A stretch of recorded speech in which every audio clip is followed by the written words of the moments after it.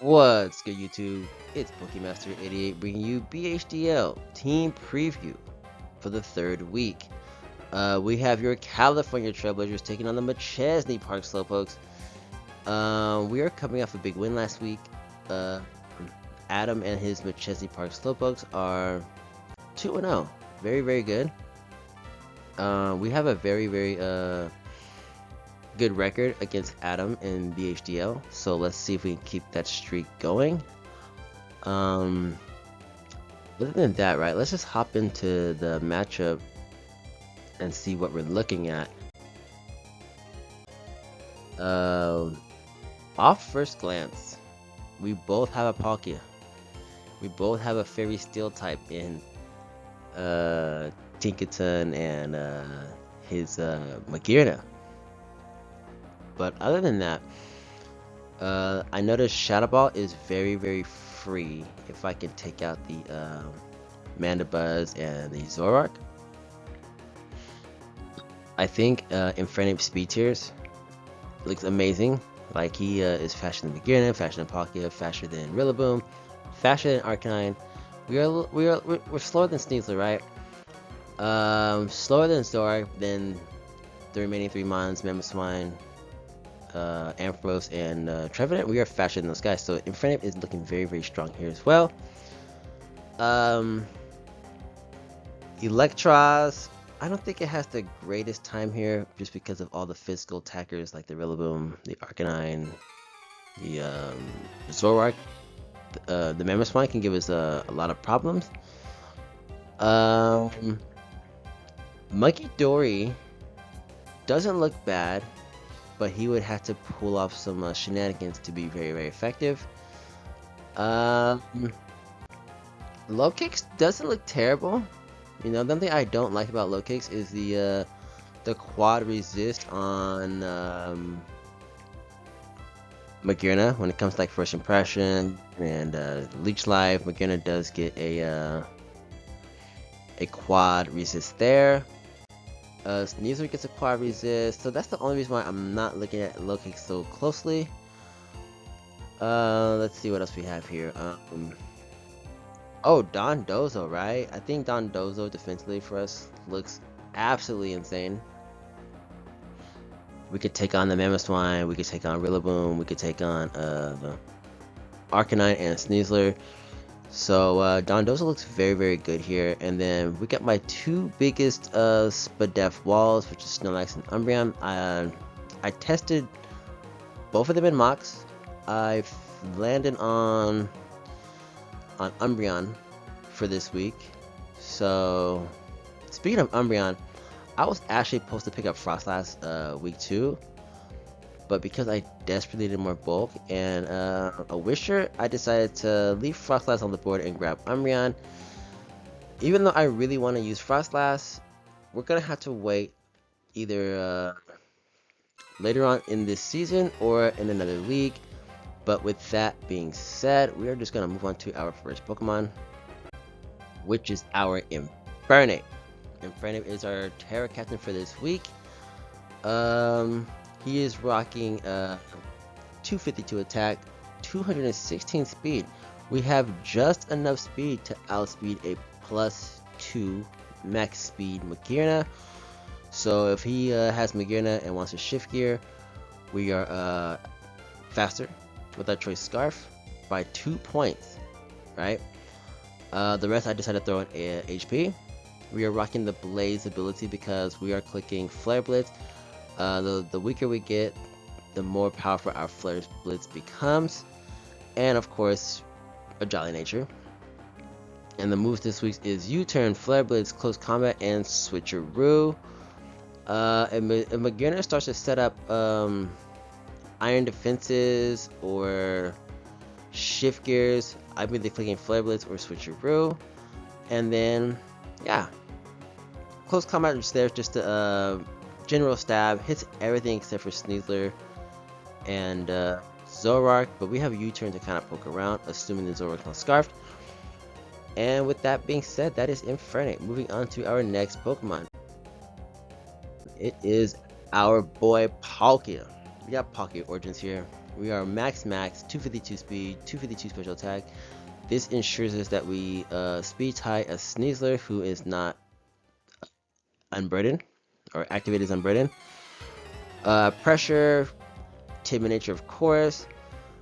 We are Surf because he only has one good resist, which is the Rillaboom. Everything else takes, I think, neutral damage. Fire Blast blows up Magearna. Surf does a decent chunk to Magearna as well. Draco hits everything but Magearna, and then Thunderbolt is for Mandibuzz if he wants to be Terra Water or hit his natural flying type. But this is our Palkia this week, very straightforward. And moving on to our next Pokemon, we have Dondozo. Now Dondozo is our second Terra Cap. We are rocking Terra Poison. This thing is a Sneasler check pretty much, right? We're here to just wall Sneasler. We are max HP, max defense, impish nature. Obviously we have to be unaware. Wave Crash hits everything but the Rillaboom and Palkia. Earthquake hits everything but the Mandibuzz and the Rillaboom for a decent chip. Rest is to stay healthy, and Sleep Talk is Sleep Talk. Perry'sville with rest, and then Cobra Cloak is making sure we don't lose to any Dire Claw shenanigans. But yeah, Dondozo. Moving on to our next Pokemon, we got Umbreon. Now Umbreon wasn't originally planned, but I did need a Wisher. So we signed him on instead of Frostlass, but here we are, we're rocking 192 HP, 64 defense, and max Spadaf. This is to ensure that we are always checking Palkia. We are always able to throw off Yawns on Magearna, Toxics on Palkia. Maybe we get a couple switches and reads right. If synchronized, of course, so if Mandibuzz wants to Toxic us, we were able to return the status onto him. We are Calm Nature, of course. We are Toxic, Foul Play, Yawn, and Wish. Wish supports the team. Yawn, we can throw that off on Magearna. Foul Play, we hit Rillaboom for decent chip. And honestly, we could cheat Palkia with that too. Just hit with Foul Play as well. And Toxic, if we throw off a Yawn and he wants to switch around, we might be able to get a Toxic on like Mandibuzz or Palkia, depending on what he wants to do. Leftovers to keep us healthy. And yeah, Umbreon, I'm very, very glad to have you on the team, and you're going to do just fine this week. This is actually Umbreon's debut match this season. I've had this mon in season 1, but yeah, I'm glad to have Umbreon back here. And moving on to our next Pokemon, we have Tinkaton. We have just enough speed on this Tinkaton to outspeed Arcanine. We have a lot of Spadef EVs to help us deal with Palkia, and the rest I decided to throw in HP. We are Pickpocket ability because if Mandibuzz wants to come in and knock off, we can actually knock off or get our Stitches very knocked off, steal his item, whatever it is, and use it against him. The moves this week are Gigaton because, like I said, we outspeed Arcanine. Play Rough hits Palkia. Stealth Rocks, we're not threatened by Foul Play or anything Mandibuzz wants to do, so we can go into a Play Rough, maybe force it to switch out. Stealth Rocks allows me to get those up because I feel like this monster forces a lot of switch.